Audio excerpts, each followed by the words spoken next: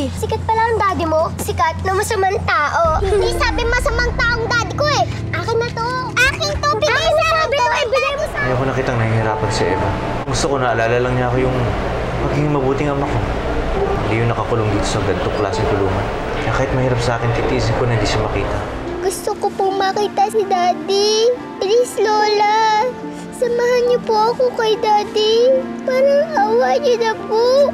Pinapalipat na pala kayo ni Roberto sa bahay na binili na, tapos tinanggihan mo pa. Mami, hindi naman tama yun. Kahit sinasabi ni Roberto na hindi naman talaga sila kasal ni Rebecca, mag-asawa pa rin ang tingin sa kanila ng mga tao. Mapapapahayag ko rin sila lumipat dito, Rico. Eh, paano pag nalaman to ni Rebecca? Ang alam ni Melissa, hindi kami kasal ni Rebecca. What if si Rebecca magsabi kay Melissa na nakasal pa rin kayo? Rastro, may bisita ka. Sino daw?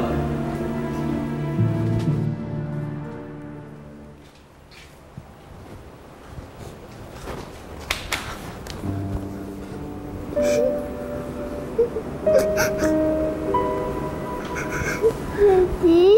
Eva, anak. Daddy, hindi po dapat kayo nakakulong dito. Hindi po kayo bad guy.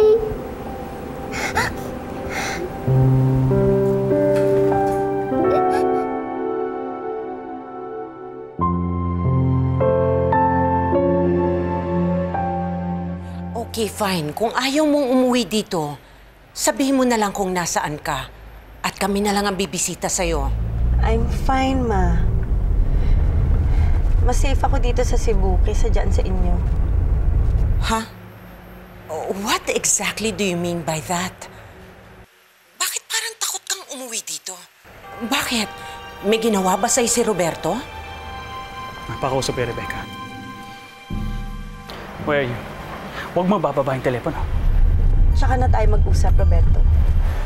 I just want to remind you na huwag mo ulit gagawin yung panggugulong ginawa mo sa amin ni Melissa. Mananagot ka sa akin. Mas maganda ako, hindi ka na bumalik dito eh.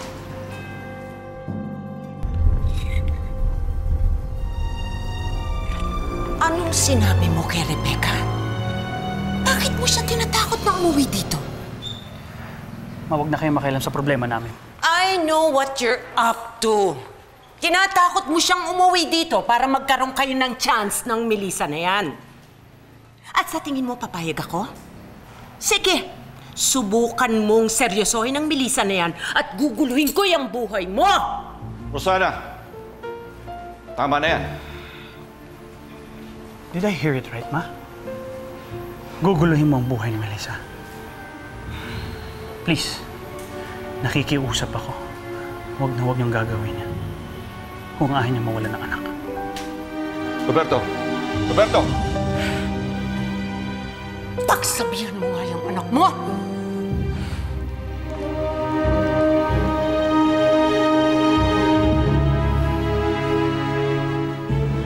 Kanina ko pa tinatawagan si Nay Amor at si Eva pero hindi sila sumasagot. Nagpaalam ba sa'yo na alis sila? Hindi. Nasaan na kaya yung mga yun?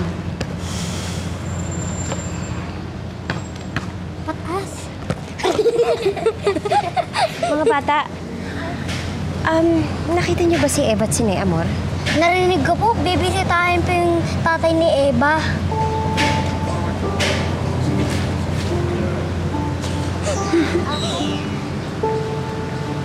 Ano ba yan? Makita nga lang ni Eva yung tatay niya sa TV, hirap na siya. Eh, yung makita pa kaya sa kulungan. Ano yung gagawin niyo ni Inay? Hindi kayo dapat nagpunta rito. Yun din ang sabi ko sa kanya. Hindi nga alam to ni Melissa. Kaya lang, naawa ako kay Eva. Bakit, Daddy? Ayaw mo ba akong makita? Hindi lang kita gustong makita, ano? Gusto pa kitang makasama. Alam mo, namimiss ko nang gawin yung mga bagay na ginagawa natin dati. Yung sinusundo kita sa school. Bata, sinahatid kita, tapos mamamasyal tayo. Gusto kong gawin yung mga bagay na ulit na yun, anak. Kaso lang medyo matatagalan pa ako dito eh. Daddy, tutulungan po kita. Gagawa po ako ng paraan para makalabas ka dito. Kasi po ayoko nakikita nakakulong ka, Daddy. Basta anak, promise mo sa akin ha. Huwag mo ako masyadong iisipin. Makakalabas din ako dito. Kakasama ulit tayo. Sa birthday ko po, Daddy. Mag-wish ako na sana makalabas ka na. Mababatay po kita sa mga guardian angel para hindi ka na nilasaktan ulit dito. Basta lagi po akong maghihintay sa'yo, Daddy.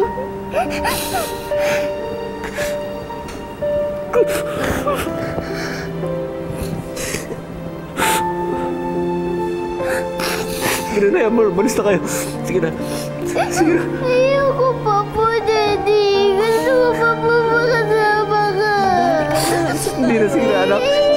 Pinaharap ka na ni Mami mo. Sige na.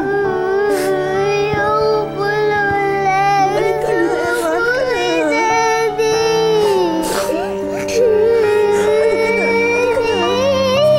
Felix, mag-iingat ka rito.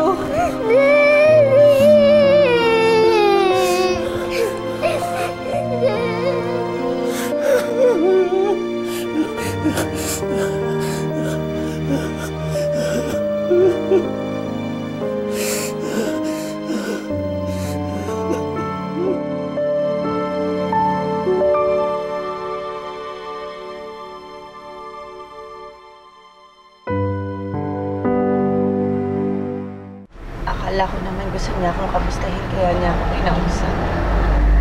Yung pala, pawarningan lang niya ako na wag kong guluhin si Melissa. Sakit-sakit ang ginagawa niya. Alam mo, you're just punishing yourself sa pagpapakabaliw kay Roberto. Bayaan mo na siya, Becca. Yun na nga eh. Habang lalo niya akong pinapahirapan, lalong ayaw ko siyang mawala sa akin. Asawa mo siya. May karapatan kang ipaglaban ang karapatan mo kung gusto mo. Paano? Baliw si Roberto na makuha si Melissa. Baka pag ginawa ko yun, baka kung ano pa ang gawin niya sa akin kapag pinaglaban ko ang karapatan ko.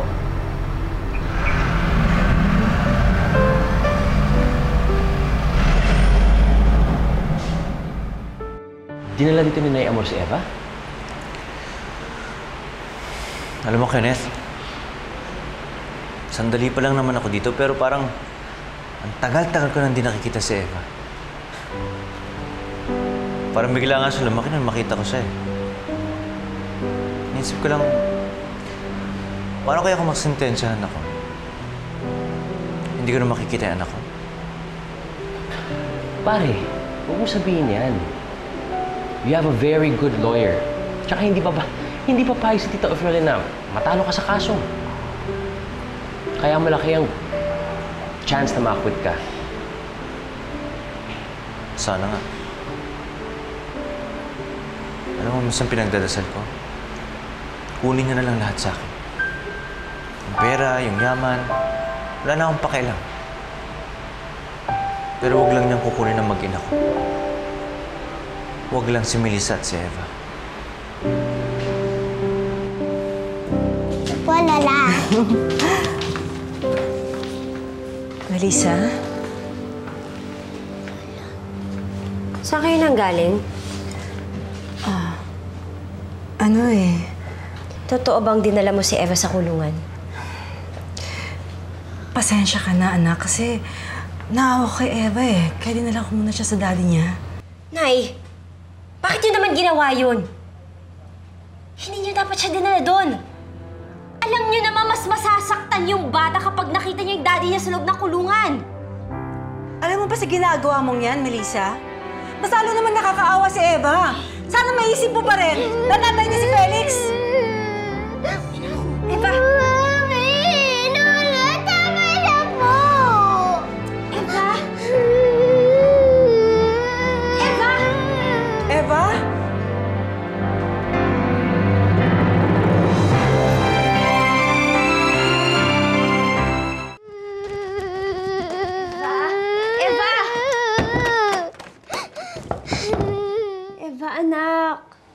Eva, buksan mo naman yung pinto. Mag-usap tayo. Ayoko sa'yo. Ikaw ang nagpakulong kay Daddy. Ayaw mo siya palabasin sa kulungan. Ayaw mo ako payagan na makasama siya. Anak, hindi naman sa hindi ko gusto makasama mo siya. Ayaw ko lang na makita mo nakakulong siya. Eh bakit ayaw mo siyang palabasin sa kulungan? Bakit hindi ka man lang naaawa sa kanya? Eva naman, hirap na rin ako. Malaki ang kasalanan sa akin ng daddy mo. Anak naman, huwag mo nang pahirapan ng mami na ganito. Eva, anak, I'm sorry. Anak.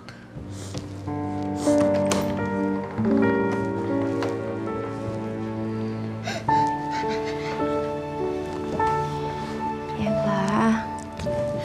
Mami, sorry po. Naawa lang po ako kay Daddy.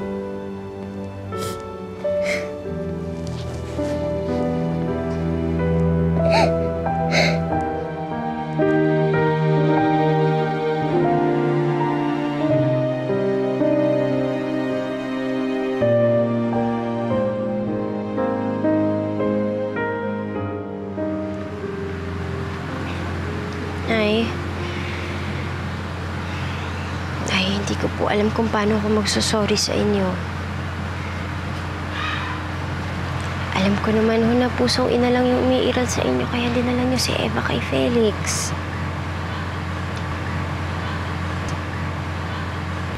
Nay, sa totoo lang, hindi ko naman talaga alam kung anong gagawin ko eh.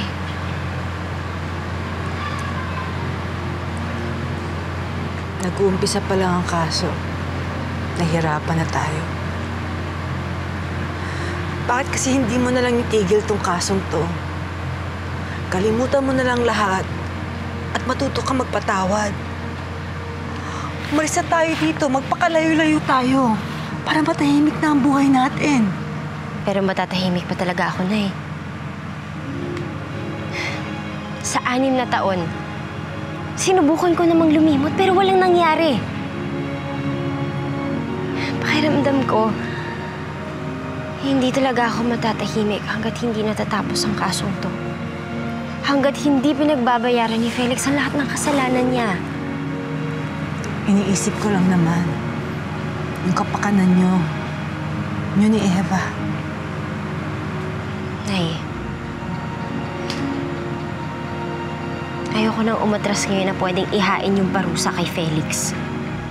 Ayoko rin dumating yung panahon na pagsisisihan ko hindi ko tinapos yung kaso. Sa linggo na yung susunod na hearing. At habang hindi inaamin ni Felix ang ginawa niya sa'yo, nakasisiguro ako na matatanggalan ang kaso nito. At habang umuusap tong kaso, mas lalo kang mahihirapan. Kayo ni Eva. Ang hangad ko lang naman yung kapakanan yung dalawa. Kakayanin ko to, Nay. Ayokong lumayo. Tapos guguluhin lang din ako ng alaala ng nakaraan. Gusto ko na matapos to para makapagbagong buhay na tayong lahat.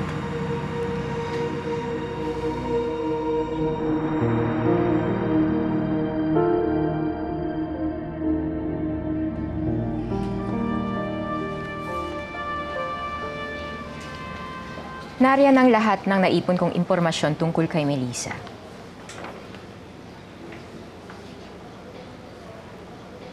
Lahat ng baho niya, attorney, ilabas mo na. Masyado niyang pinahihirapan si Felix. Pwes, pahihirapan ko rin siya. Nakasaad sa salaysay mo na isa ka sa mga inutusan ni Felix para kidnapin si Melissa Santiago. Tama ba?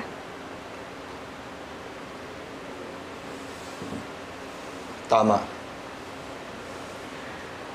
Pwede mo bang idetalye sa hukumang ito kung ano ang nangyari noong gabing yun.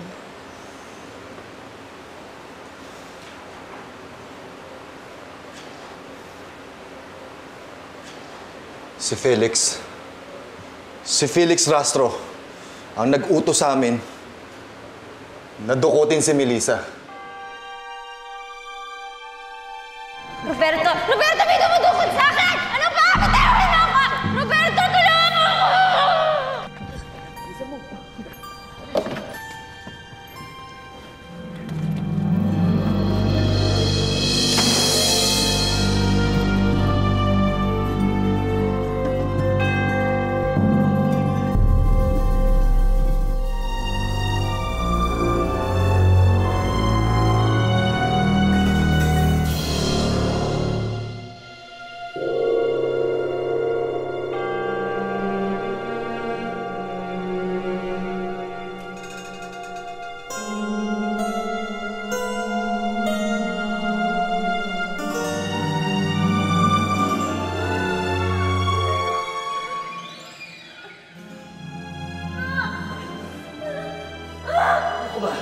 Pagbigyan mo na ako.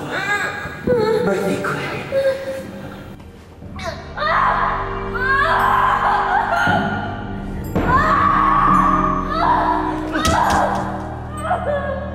Maaari mo bang ituro sa hukumang ito kung sino ang nag-utos sa inyo na kidnapin si Melissa at siyang gumahasa sa kanya?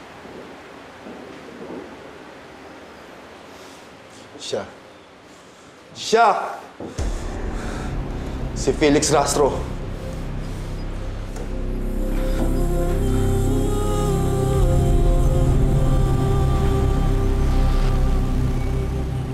At noong nasa loob na kayo ng kwarto ni Ginoong Felix Rastro, ano ang mga sumunod na nangyari kung meron man?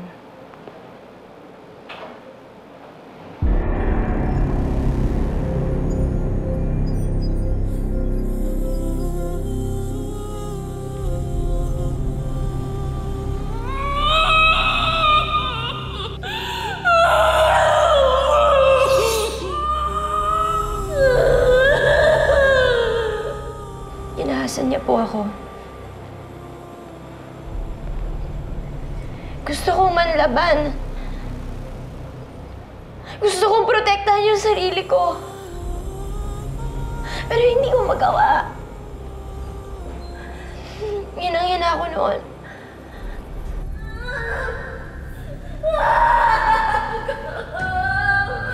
Sinubukan kong magpag-usap sa kanya.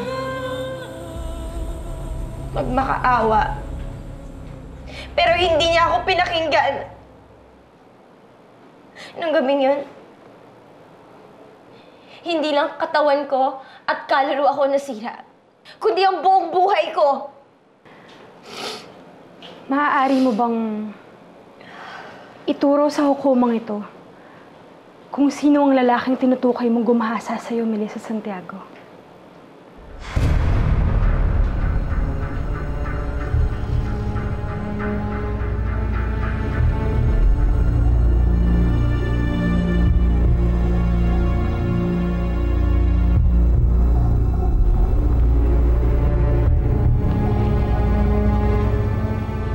Siya po. Siya yung walang hiyang sumira sa akin. Siya yung gumasa sa akin. Hayop ka talaga, Felix! Hayop ka! Order! Wala akong kwentang tao! Hayop ka! Order! Tama na.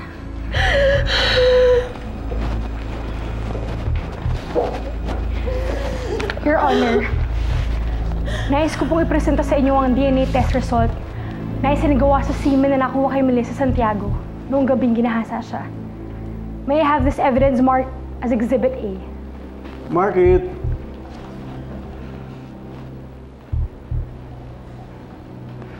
Ikinuwento mo at nakalagay sa transcript of stenographic notes na muntik ka nang magpakamatay.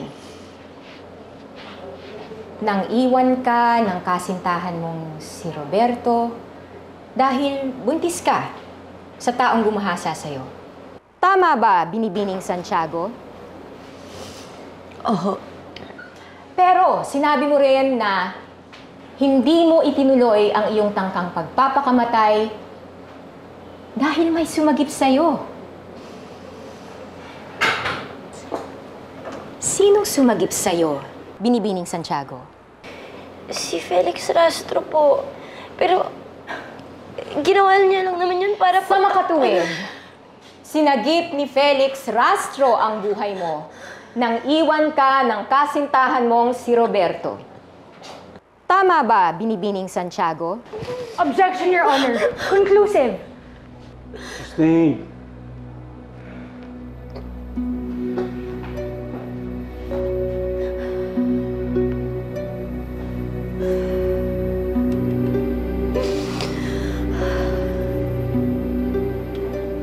Ilang taon na ang nakakaraan simula ng sinasabi mong nagahasa ka, Binibining Santiago? Nagpipitong taon na po. 7 taon. At sa loob ng 7 taong nabanggit, si Felix Rastro lang ang tanging tumutulong sa'yo. Tama? Tama ba, Binibining Santiago? Oo, pero... Kaya, nang magtapat siya sa'yo na hindi niya sinasadyang makipagtalik sa'yo dahil pareho kayong nasa ilalim ng impluwensya ng gamot, tinanggap mo siya at pinatawad hanggang sa pumayag ka na magpakasal sa kanya. Tama? Hindi! Objection, Your Honor! The counsel is badgering the witness! Hindi! Hindi yan totoo! Hindi naman ako magpapakasal kay Felix kung alam ko siya'y gumasa sa akin eh! Walang iya ka talaga, Felix! Sinungaling ka! Sinungaling ka, Felix!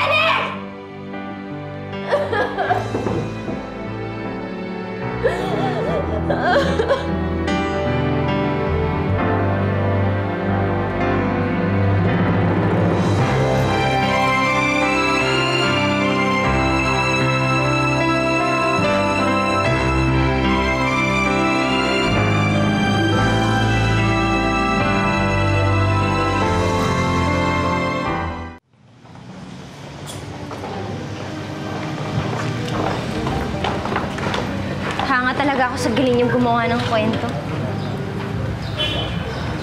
Pero tignan natin kung hanggang kailan naabot yung mga kasinungalingan niyo. Patas kaming lumaban ni Lisa. Nasa labas na tayo ng korte.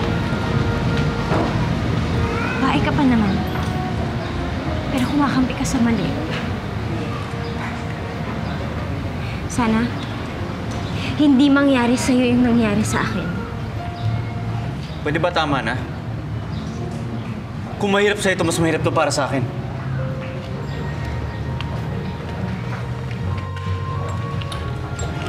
Bakit hindi mo na lang kasi sabihin ng totoo, Felix?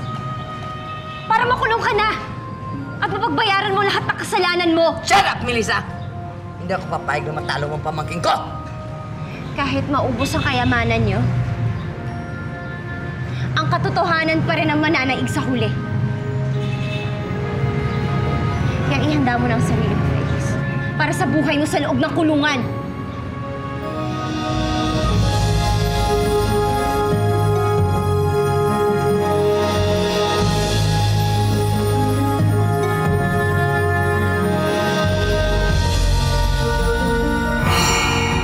Halos mag-iisang taon na nakalipas, bro. Pero parang tatagalan pa ang kaso. Malulutas lang ito pag sinabi ko yung totoo. Pero wala akong balak gawin yun sa ngayon. Lalong-lalo na iba na nakikita kay Roberto at Melissa. Hindi mo sabihin. Malapit niya na makuha mag-ina ko. Pero hindi kaya mangyari.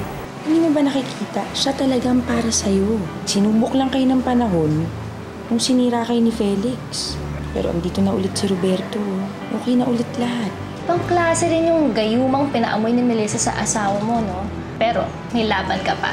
Kung ayaw mong lumayo kay Roberto, pwes, sugurin na natin yung Melissang yan. Handa naman akong bigyan ka ng chance para alagaan kami ni Eva. Siguro tama si Ami. Siguro tayo nga para sa isa't isa. Woo! Yes!